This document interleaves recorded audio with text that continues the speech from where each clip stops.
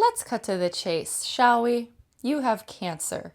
You want to know, is this healing power of love shit real? And can it work for me now? Prove it. Well, it is the month of love, hence my sweater. So what better topic? Indeed, you've heard these things before. Love is the answer, the way. All you need is love. It overpowers and undoes evil and bad.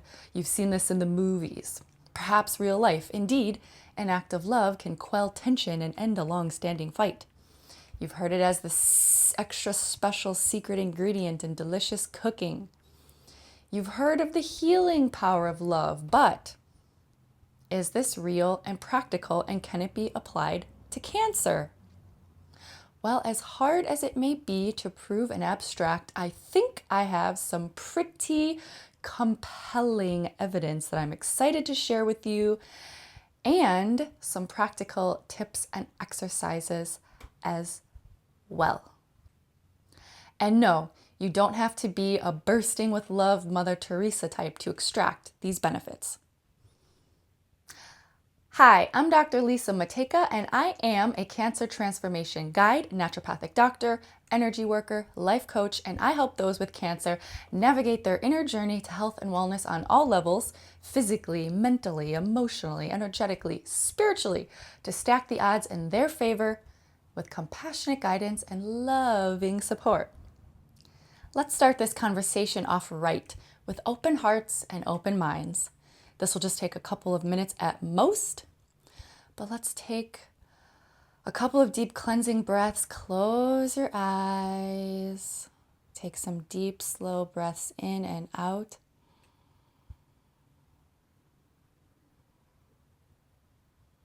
At the very least, this will activate the parasympathetic nervous system and relax you a little bit. Focus on your heart space. This will be very brief, don't worry. Focus on your heart space. Take some cleansing breaths. Breathe into your heart space, out of your heart space. I'm sending love. Are you open to receive it?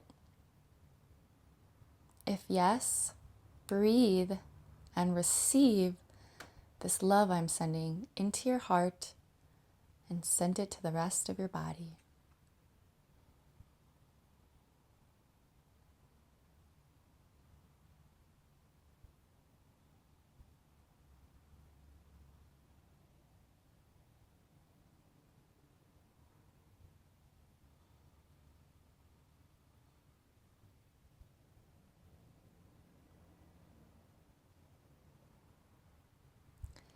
Did you feel it?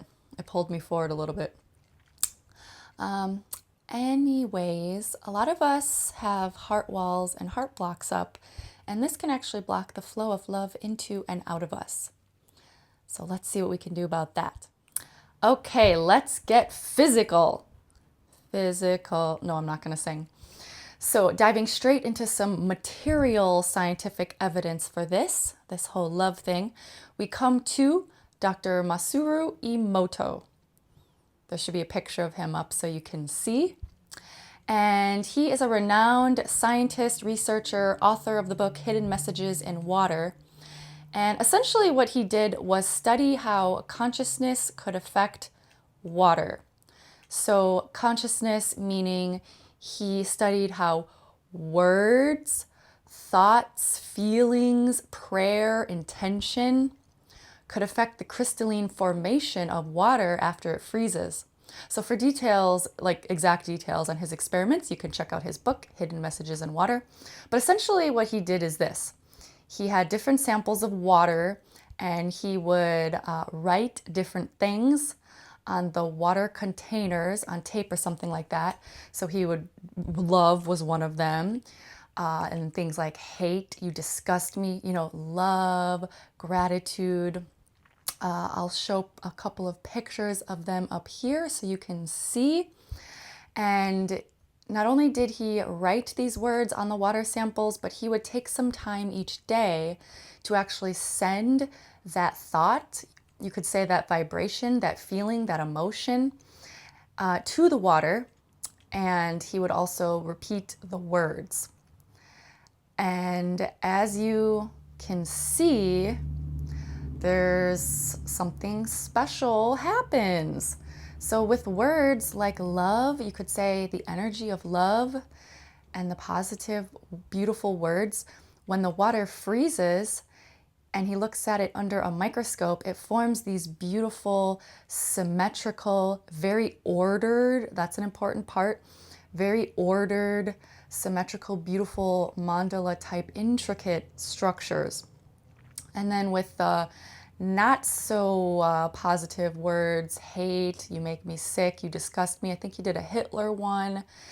It just looks bad, like blotchy, asymmetrical. There's no order, there's no design. So think about this. What do you think the logical conclusion is for us? Our bodies are mostly water. Our physical bodies are mostly water. So think about this. What effect do you think it has when we're saying or thinking negative things to ourselves versus what do you think would happen if you took time daily for these words, these intentions, prayers to yourself, affirmations? You know what I'm saying? It reminds me, I have this friend, Matlock. We used to live together. So these experiments were done in the 90s, so they're pretty old, and we were both aware of them. And whenever we caught the other one sort of saying something bad about themselves, like things just slip sometimes, like, oh man, I'm such an idiot, or just you say stuff about yourself sometimes and not even meaning much by it, but we would always say, be nice to your water, be nice to your water. I mean, really, we are just meaty bags of water. So, he also did an experiment with rice, actually, where he took cooked rice and then he sent one love. He had a control that he just didn't do anything with, and then he had a hate one as well. And you can see which ones kind of deteriorate faster and which ones don't. So there's something to be said about this. Actually, many holistic cancer centers and holistic clinics take heed of this very work, and on their IV bags, they will often write words like hope, love, gratitude. I've seen this done in several places, and that is where cancer patients often go. So I think there's something to this, but I do have to mention the skeptics. What would science be without mentioning the other side? So there have been scientists that were unable to reproduce this work, but then again, there were some scientists that did. How do we explain this? Well, to me, it's a pretty simple explanation. I mean, the whole point of this experiment is you're imbuing the water with your intentions. You're imbuing the water with energy. So if you have the intention, like this is a bunch of poppycock, this doesn't work, there's going to be no difference in the water, then what do you think is going to happen? There's going to be no difference, no significant difference in the water. That's what I think anyways. The power of intention, the power of these words like love, the energy and vibration of love. So some tangible evidence for you. Oh, and I do want to mention, so this is just a side note, but you had noticed how the Ave Maria music created a beautiful crystalline structure and how the heavy metal music did not. I just want to mention this as someone that grew up and loved metal and punk and whatnot and still kind of do. I actually did hear from a mentor of mine that there is an explanation for why the heavy metal music turned out that way, and it's not necessarily anything to do with the music itself. I mean, let's be honest, it could be. There's oftentimes a lot of anger in that music and not the nicest of lyrics, but some people think, again, it's more about the intention than the actual word. And he was known to not like heavy metal music at all, so if he was playing it, then he was not enjoying it. He was sending bad thoughts and feelings and intentions. You know what I'm saying? So there's something to the intention component as well. Now let's get into some evidence that is more indisputable and cancer specific. Kelly A. Turner, I've talked about her before, famous researcher. She has compiled over 1,500 cases of radical remissions from cancer. Radical remission is defined as a remission from cancer with no conventional treatment, or after conventional treatment has failed, or when conventional treatment and complementary alternative treatment are used together to overcome a very dire prognosis. And she had been studying those cases and trying to figure out, okay, what are the common factors? What are the common denominators for the people that did have these radical remissions? And she came up with some in 2014. Then she collected even more data and updated it in 2020, and she's still collecting data to this day.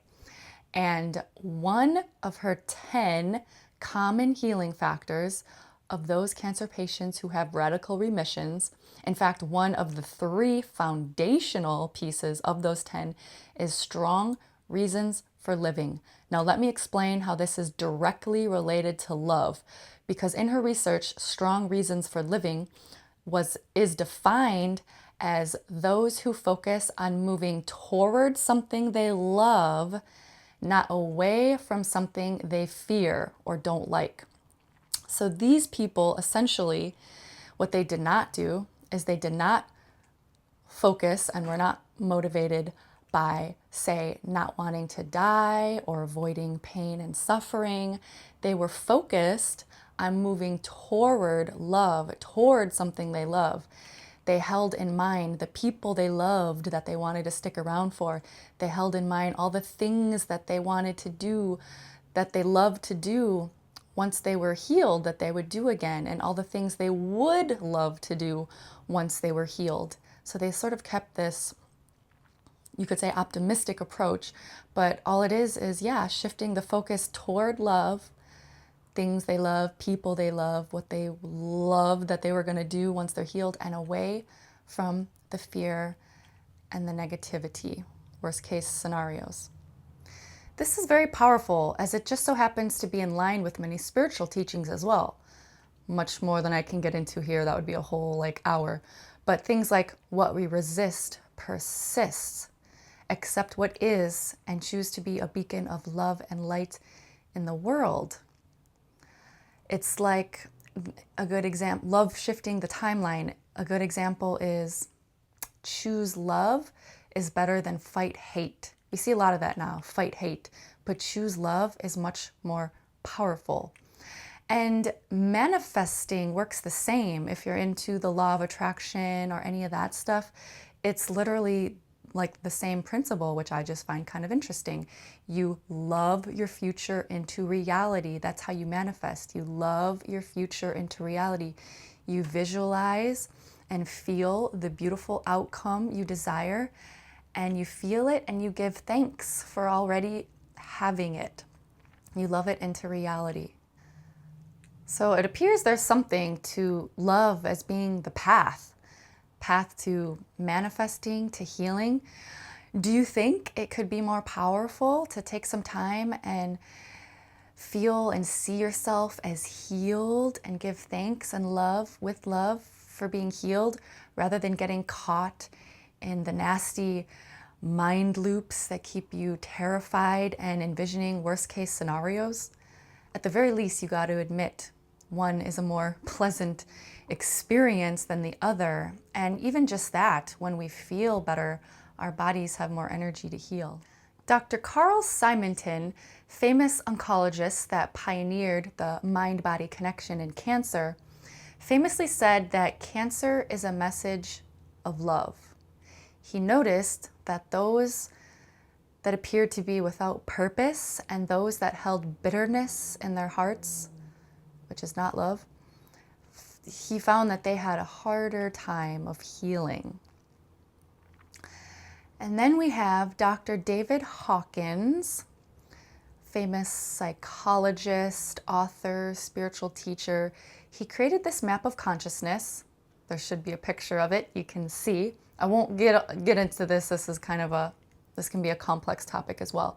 But he created this map of consciousness, and as you can see, love is pretty up there at 500. Unconditional love is 540.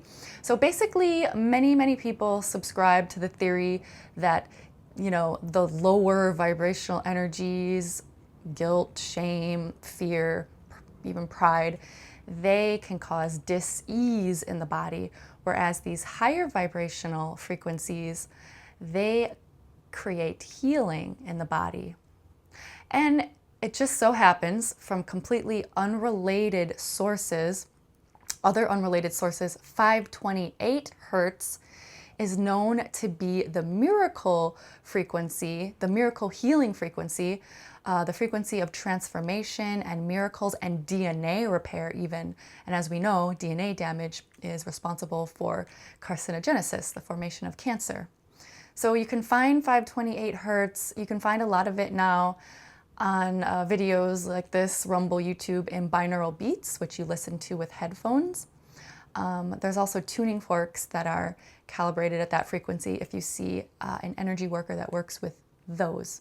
Master Mingtong Gu, named Qigong Master of the Year, says cancer stems from a lack of self-love. A lack of self-love.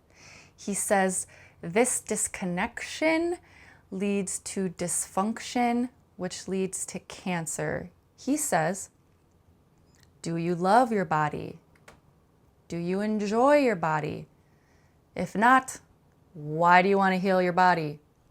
Think about that for a second. I'll say it again. Do you love your body? Do you enjoy your body? If not, why do you want to heal your body? So indeed, this disconnection from self through lack of self-love leads to dysfunction in life. It can manifest in many ways. This dysfunction can be with your body and then manifest as disease like cancer, or the dysfunction can show up in relationships to other people or money even. So everything starts with self-love. Please know, this is not something you need to earn. There is no deserving or undeserving. That is conditional. True love is unconditional. No matter what you've done, we've all made mistakes. No matter what you haven't done, doesn't matter. You are worthy of love by existing. Just by existing, you are worthy of love. You are here for a reason. Out of millions and millions, can be up to 1 billion sperm, and a woman also has more than 1 million eggs in her lifetime, and somehow the ones found each other at the right place and time to form you. You are meant to be here as you. So no need to compare yourself to other people. Doesn't matter how many people you wish you were like. You are here to be uniquely you, and you are worthy because you exist and you are unique.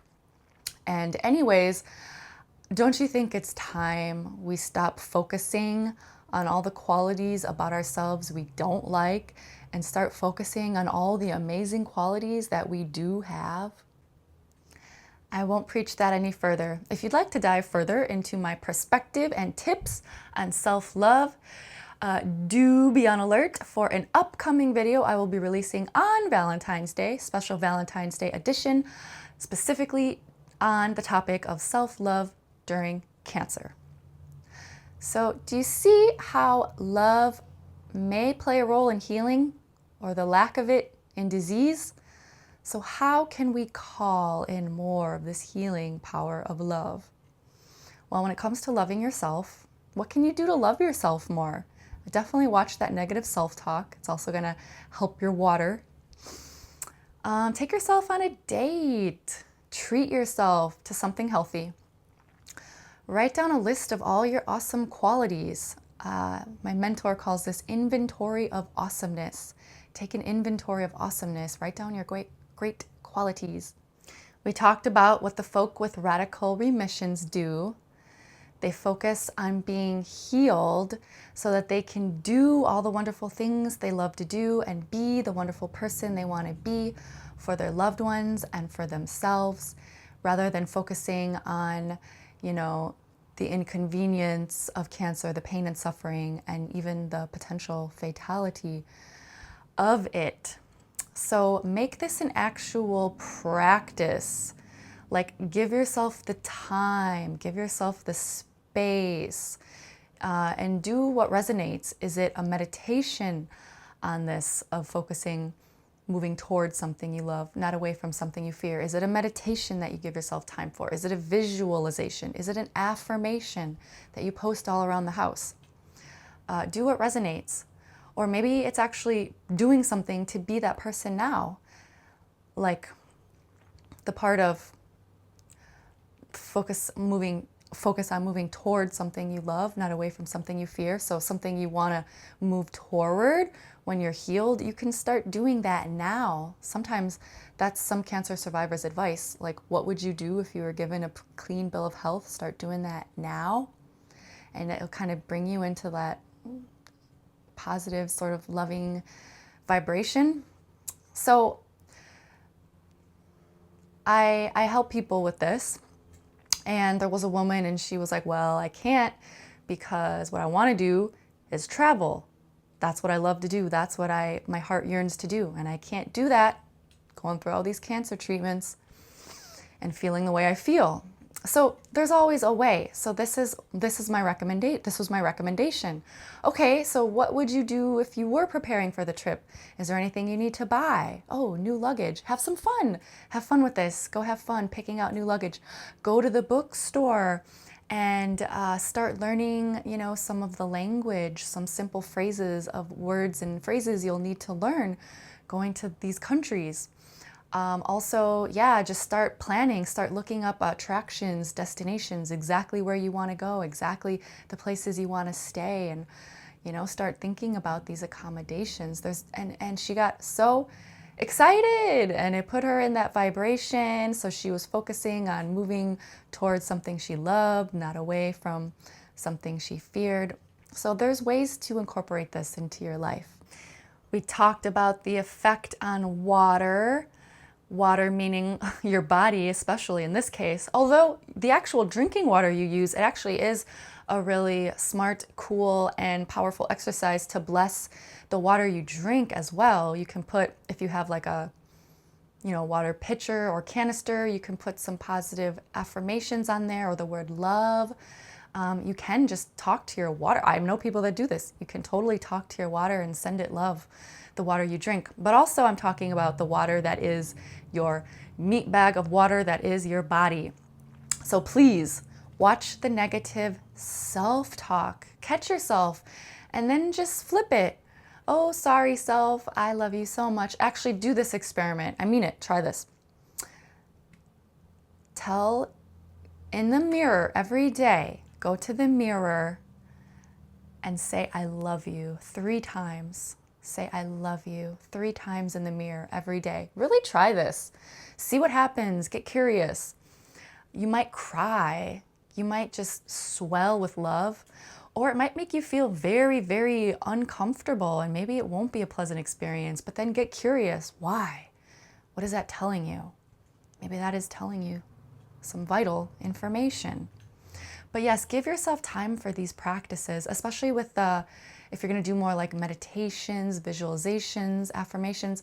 It's really good to do those right when you wake up and right when you're about to go to bed. Your brain is just in a more suggestible state for this to penetrate your subconscious. Take time to focus on opening your heart, connecting with your heart space, and sending yourself love. Have you done this? This is like more of a meditative practice, but send yourself love, send your body love, send the cancer love, send your wounds love, send your inner child love. If you've never done this, you definitely need to try. And if you've done this, try it again. I actually am going to leave a link in the description box to a guided meditation that I did on exactly this. If you have a hard time doing this on your own, it'll definitely be easier as a guided meditation. And this will help you to connect with your heart, open up your heart, bring in love from everywhere and send it to yourself and all over your body and for your whole entire being. And then don't forget, you can also check out 528 Hertz, the miracle healing frequency, which is in the love range. And I have another gift for you as well. I will leave a link in the description box to my article / ebook on all of the 10 common healing factors. We talked about strong reasons for living, which is basically moving towards something you love, not away from something you fear, but there's 9 others in Kelly A. Turner's work. So I will leave the link in the description box to get the rest of that information. And I really hope you had fun with this and are at least a little, just a little more convinced of the healing power of love. And when in doubt, just give it a try anyway. You literally have nothing to lose and everything to gain. So thank you all. Please do follow and like, and I'll see you next time with so much love.